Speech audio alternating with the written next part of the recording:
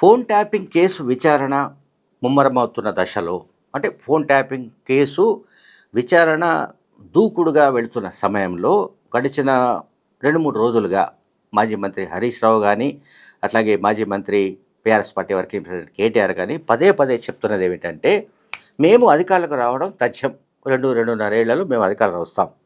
అధికారంలోకి రాగానే ముఖ్యమంత్రి రేవంత్ రెడ్డికి అనుకూలంగా పనిచేసే పోలీసుల పని పడతాం. వాళ్ళు ఎక్కడున్నా సరే, ఎంత దూరం ఉన్నా సరే వాళ్ళ పని పడతాం ఒకటి. సో ఈ కాంటెక్స్ట్లో ఈ ఈ రకంగా చేస్తున్న వ్యాఖ్యల్లో భాగంగా కేటీఆర్ తాజాగా ఏమన్నారో ఒకసారి విందాం. ఏంటంటే ఇది లొట్ట పీస్ కేసు ఏం లేదు, ఈ హౌల పనులు బంద్ చేయమని చెప్తున్నాను. ఎందుకంటే రేపు ఇదే అధికారులు ఎవరైతే ఈ రోజు అత్యుత్సాహాన్ని ప్రదర్శిస్తున్నారో వాళ్ళకు కూడా తెలుసు. ఇవాళ నేను అడుగుతాను, మీరు ఈ రోజు మంత్రుల ఫోన్లు ట్యాప్ చేయడం లేదా? నేను చెప్పడం కాదు ఇది. కోమటిరెడ్డి వెంకటరెడ్డి గారు, ఒక మంత్రి గారు, ఉత్తమ్ కుమార్ రెడ్డి గారు కొంతమంది జర్నలిస్టులతో మాట్లాడుతూ మా ఫోన్లు మాట్లాడలేకపోతున్నాం మేము, మా ఫోన్లు వింటున్నారు అంటే ఆ జర్నలిస్ట్ గారు ఒక కథనం రాసినారు. ఇంతవరకు ప్రభుత్వం దాన్ని ఖండించిందా? పోలీసులు ఖండించారా? ఇవాళ మంత్రుల ఫోన్లు వినడం లేదా? ప్రతిపక్ష నాయకుల ఫోన్లు ఈ రాష్ట్రంలో ఇవాళ ట్యాప్ కావడం లేదా? బ్రదర్, నేనేమంటున్నా అంటే వాళ్ళకు కూడా తెలుసు, పోలీసు వాళ్ళకు కూడా, ఇది కేవలం వాళ్ళు బలి పశువులు అయ్యే ఒక కార్యక్రమం, రాజకీయ క్రీడలో. మీరు మొన్న ఒకటి గమనించండి, మీరు అందరూ జర్నలిస్టులు, ముగ్గురు మంత్రుల మధ్యన పంచాయతీ, ముఖ్యమంత్రికి ముగ్గురు మంత్రుల మధ్యన వాటాల పంచాయతీ. బలైంది ఎవరు? ముగ్గురు జర్నలిస్టులు, దొంతు రమేష్ గారు, సుధీర్ గారు, పరిపూర్ణచారి గారు. మొన్న వాళ్ళు అరెస్ట్ అయింది. అసలు వాళ్ళందరూ బాగానే ఉన్నారు. అసలు కథ ఏంది? కాంగ్రెస్ పార్టీలో ఆధిపత్య పోరు, అంతర్గత పోరులో ముగ్గురు మంత్రుల మధ్యన వాటాల పంచాయతీలో ముగ్గురు జర్నలిస్టులు బలి. అదే పద్ధతుల్లో ఇప్పుడు ఈ ఫోన్ ట్యాపింగ్ వ్యవహారంలో కూడా ఈ దిక్కుమాలిన రాజకీయ క్రీడలో, ఈ వికృతమైన క్రీడలో రేపు బలు పశువులు అయ్యేది అధికారులు. ఎట్లయితే మన జర్నలిస్టులు బలి పశువులు అయినరో, రేపు మళ్ళీ ప్రజల ఆశీర్వాదంతో, తెలంగాణ ప్రజల దీవెనతో మళ్ళీ ఖచ్చితంగా కేసీఆర్ గారు సీఎం అవుతారు. అప్పటికి మళ్ళీ మేము ఎంక్వైరీ స్టార్ట్ చేసినాం అనుకో, ఇవాళ ఏ ఫోన్లు ట్యాప్ అయినాయో మొత్తం బయటకు వస్తాయి. ఇవాళ వాళ్ళు ఏమేమి అక్రమ కార్యక్రమాలు చేస్తున్నారో అన్ని బయటకు వస్తాయి. అప్పుడు ఇదే అధికారులు ఎవరైతే ఉన్నారో వాళ్ళందరూ ఇబ్బందులు పాలవుతారు. అది వాళ్ళకు కూడా తెలుసు. అందుకే నేను అడుగుతున్నా, చెప్పమనండి వాళ్ళని. ఇవాళ ఈ రాష్ట్రంలో రేవంత్ రెడ్డి ప్రభుత్వం ఫోన్ ట్యాపింగ్ చేయడం లేదా? ఒక్క అధికారం చెప్పండి బయటకు వచ్చి, నేను చూస్తాను. రైట్. ఇప్పుడు బీఆర్ఎస్ హయాంలో అంటే 2014 నుంచి 2023 ఎన్నికలు అయ్యేదాకా దాదాపు 9.5-10 ఏళ్ల కాలంలో టెలిఫోన్ ట్యాపింగ్ జరిగిందా లేదా అనేది ఇప్పుడు ప్రస్తుతం జరుగుతున్న విచారణ కేసు. సో ఇప్పుడు టెలిఫోన్ ట్యాపింగ్ అనేది ఇప్పుడు ముఖ్యమంత్రి రేవంత్ రెడ్డి చేయడం లేదా అని కేటీఆర్ అంటున్నాడు. అంటే కేటీఆర్ గతంలో తమ హయాంలో ఫోన్ ట్యాపింగ్ జరిగినట్లుగా ఇంచుమించు ఒప్పుకున్నట్లే. ఇప్పుడు ఇక్కడ మనం అర్థం చేసుకోవాలి, అంటే మనం విశ్లేషించదలుచుకుంటే ఇప్పుడు ముఖ్యమంత్రి రేవంత్ రెడ్డి తమ మంత్రుల ఫోన్లు ట్యాప్ చేయడం లేదా, లేదా తమ ప్రత్యర్థుల ఫోన్లను ట్యాప్ చేయడం లేదా? ఒకవేళ ట్యాప్ చేయకపోతే ఆ పోలీస్ అధికారులు చెప్పమనండి, మేము ఎవరి ఫోన్లు ట్యాప్ చేయడం లేదా అని కూడా కేటీఆర్ ప్రశ్నిస్తున్నాడు. అంటే ఏ పోలీస్ అధికారి వచ్చి చెప్పాలి? ఏ పోలీస్ అధికారి వచ్చి బయటకు వచ్చి మీడియా ముందు ఏ పోలీస్ అధికారి అయినా చెబుతాడా? నిజంగానే జరుగుతుంది అనుకుందాం, రేవంత్ రెడ్డి హయాంలో ఫోన్ ట్యాపింగ్ జరుగుతున్నది అనుకుందాం ఒక క్షణానికి.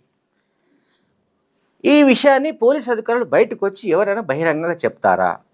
అటువంటి సాహసం చేస్తారా? ఫోన్ ట్యాపింగ్ మీ హయాంలో జరిగిందా లేదా? పోలీసులు, జర్నలిస్టులు, రాజకీయ ప్రత్యర్థులు, లేకపోతే సొంతింటి అల్లుడు అంటే కవిత భర్త అనిల్ సహా అనేక మంది, వందలాది మంది, వేలాది మంది ఫోన్లను ట్యాప్ చేసినట్లుగా ప్రైమా ఫసి ఉంది. దీంట్లో ప్రాథమిక సాక్ష్యాధారాలు ఉన్నాయని ఇదివరకే బయటకు వచ్చింది విషయం.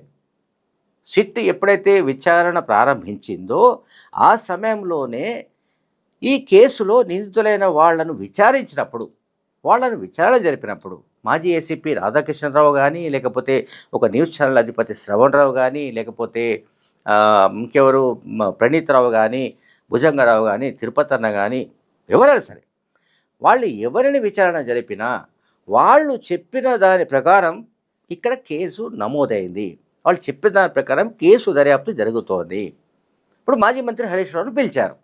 మాజీ మంత్రి హరీష్ రావు ఎందుకు పిలిచారు అంటే, ఒక న్యూస్ ఛానల్ అధిపతి శ్రవణ్ రావు హరీష్ రావు పేరు ప్రస్తావించారు. సరే, హరీష్ రావు బాగా దాంట్లో రోల్ ఏమిటనేది మనకు తెలియదు, బట్ హరీష్ రావు పేరు ప్రస్తావించాడు కనుక హరీష్ రావుని పిలిపించి వాళ్ళు విచారణ జరిపారు. అలాగే కేటీఆర్కు సంబంధించిన ఇష్యూలో కూడా కొన్ని ఇష్యూస్ వచ్చాయి. అంటే కొన్ని కొంతమంది నిందితులు చెప్పిన వాంగ్మూలంలోనే కేటీఆర్ పేరు కూడా వచ్చింది. అట్లాగే మాజీ ముఖ్యమంత్రి కేసీఆర్ ఓఎస్డీ రాజశేఖర రెడ్డి పేరు కూడా వచ్చింది. కాబట్టి రాజశేఖర రెడ్డిని పిలిచి విచారణ జరిపారు. అట్లాగే ఇప్పుడు కేటీఆర్ పిలిచి విచారణ జరుపుతున్నారు. సో ఇప్పుడు ఇక రేపు మాపు కవితకు నోటీసులు ఇచ్చే అవకాశం ఉంది, కేసీఆర్కు నోటీసులు ఇచ్చే అవకాశం ఉంది. వాళ్ళందరూ సిట్ ముందు హాజరు కావాల్సిందే, హాజరై వాళ్ళు తమ వాంగ్మూలం ఇవ్వవలసిందే. సో ఇక్కడ బేసిస్ ఏమిటంటే ప్రాథమికంగా ఈ కేసులో సాక్ష్యాధారాలు ఉన్నాయని పోలీసులు నమ్ముతున్నారు. ఆ మేరకు ఆధారాలు లభించాయి. ఆ మేరకు కేసు విచారణ జరుగుతోంది. ఈ కేసులో ప్రధాన నిందితుడైన స్పెషల్ ఇంటెలిజెన్స్ బ్యూరో మాజీ చీఫ్ ప్రభాకర్ రావు దాదాపు సంవత్సరానికి పైగా అమెరికాకు పారిపోయి ఉన్నాడు. ఎంతో శ్రమపడి ఆయనను మొత్తం మీద రప్పించారు. ఆయన ఇప్పటికీ 10-15 సార్లు విచారణ జరిపినా ఆయన చెప్పిందే చెప్తున్నాడు. ఏది కూడా ఆయన స్పష్టంగా ఈ మొత్తం ట్యాపింగ్ ఎవరు జరపమన్నారు, ఎట్లా జరపమన్నారు, ఎవరెవరి ఫోన్ నంబర్లు ఇచ్చారు, ఏమిటనేది ప్రభాకర్ రావు ఇప్పటి వరకు క్లియర్గా ఏమీ చెప్పలేదు. కనుక ఇది రాజకీయ ప్రేరితమైన కేసా కాదా అనేది తేలడం లేదు. కనుక ఈ విచారణను కొనసాగిస్తున్నారు. సరే, ప్రభాకర్ రావు సుప్రీంకోర్టు నుంచి మధ్యంతర బెయిల్ రక్షణ పొందిన కారణంగా ఆయనను 2 సార్లు సుప్రీంకోర్టు అనుమతితో కస్టోడియల్ విచారణ కూడా జరిపారు. ఆ విచారణలో కూడా ప్రభాకర్ రావు అసలు సూత్రధారి ఎవరో తెలియజేయలేదు. సరే, ప్రభాకర్ రావు ఎందువల్ల ఆ పేరు చెప్పడం లేదో మనకు తెలియదు.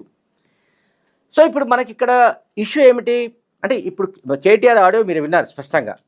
ఈ వీడియో చూస్తున్న వాళ్ళు కేటీఆర్ ఆడియో స్పష్టంగా విన్నారు. కేటీఆర్ చెప్తున్నది ఏమిటంటే ముఖ్యమంత్రి రేవంత్ రెడ్డి ఫోన్ ట్యాపింగ్ చేయడం లేదా అంటాడు ఆయన. సో ముఖ్యమంత్రి రేవంత్ రెడ్డి ఫోన్ ట్యాపింగ్ చేయడం లేదా అని అంటే బీఆర్ఎస్ హయాంలో బీఆర్ఎస్ ప్రభుత్వంలో ఉన్న సమయంలో తాము కూడా ట్యాప్ చేసినట్టుగా పరోక్షంగా అంగీకరించినట్లే ఇట్లా అర్థం చేసుకోవాలి మనం. లేకపోతే ఇప్పుడు రేవంత్ రెడ్డి ఫోన్ ట్యాప్ చేయడం లేదా, మేము చేశాం కాబట్టి వాళ్ళు కూడా చేస్తున్నారా అని అనడమా, లేకపోతే ఏ ఆధారాలతో చెప్తున్నాడు అనేది మనకు తెలియదు. అయితే 10 ఏళ్ల కాలం పాటు వీళ్ళు అధికారంలో ఉన్న నేపథ్యంలో ఇప్పటికీ పోలీస్ అధికారులు కొంతమంది బీఆర్ఎస్ పార్టీకి కోవర్టులు లేరు అని అనడానికి మన దగ్గర ఆధారాలు లేవు. ఖచ్చితంగా ఉండే ఉంటారు. బీఆర్ఎస్ ప్రభుత్వంలో లబ్ధి పొందిన వాళ్ళు, బీఆర్ఎస్ హయాంలో వివిధ రకాలుగా ప్రమోషన్లు పొందిన వాళ్ళు, లేకుంటే వివిధ రకాలుగా ప్రయోజనాలు పొందిన వాళ్ళు ఖచ్చితంగా వాళ్ళకి ఏదో ఒక సమాచారం చేరవేస్తూ ఉండాలి. ఈ నేపథ్యంలోనే ప్రత్యర్థులకు సంబంధించిన విషయాలు కూడా బీఆర్ఎస్ పార్టీకి తెలుస్తున్నాయి. అందువల్లనే కేటీఆర్ ఈ మాట అనగలుగుతున్నాడు. మంత్రి ఉత్తమ్ కుమార్ రెడ్డి కొంతమంది జర్నలిస్టులతో మాట్లాడినప్పుడు ఈ విషయాలు బయటపడ్డాయి. తాము ఫోన్లు మాట్లాడడానికి కూడా భయపడుతున్నట్టుగా మంత్రి ఉత్తమ్ కుమార్ రెడ్డి చెప్పినట్లుగా కేటీఆర్ చెప్తున్నాడు. సో దీనికి ఉత్తమ్ కుమార్ రెడ్డి జవాబు చెప్పాలి. ఉత్తమ్ కుమార్ రెడ్డి ఏ జర్నలిస్టులతో మాట్లాడాడు, ఏ సందర్భంగా ఈ ఫోన్ ట్యాపింగ్ ఇష్యూ వచ్చింది, తాను ఎందుకు భయపడుతున్నాడు, లేదా తనలాగా ఎవరెవరు ఏ మంత్రులు భయపడుతున్నారు, మంత్రుల ఫోన్లను తమ ముఖ్యమంత్రి రేవంత్ రెడ్డి ట్యాప్ చేస్తున్నట్టుగా ఉత్తమ్ కుమార్ రెడ్డి భావిస్తున్నాడా, లేక ఉత్తమ్ కుమార్ రెడ్డి భావించకపోతే, ఉత్తమ్ కుమార్ రెడ్డి ఆ విషయం జర్నలిస్టులతో చెప్పకపోతే ఆ విషయం కేటీఆర్కు ఎట్లా లీక్ అయింది. సో ఇది చాలా ఇంపార్టెంట్ పాయింట్. అందువల్ల ఏంటంటే కేటీఆర్ అయినా మరొకరైనా చట్టం నుంచి తప్పించుకోవడానికి వీల్లేదు. రేవంత్ రెడ్డి కనుక ఫోన్ ట్యాప్ చేస్తూ ఉంటే భవిష్యత్తులో కేటీఆర్ చెప్తున్నట్టుగా, హరీష్ రావు చెప్తున్నట్టుగా బీఆర్ఎస్ పార్టీ మళ్ళీ అధికారంలోకి వస్తే ఈ ఫోన్ ట్యాపింగ్ భాగోతం మళ్ళీ పార్ట్ 2 విచారణ మొదలయ్యే అవకాశాలు లేకపోలేదు. Thank you very much.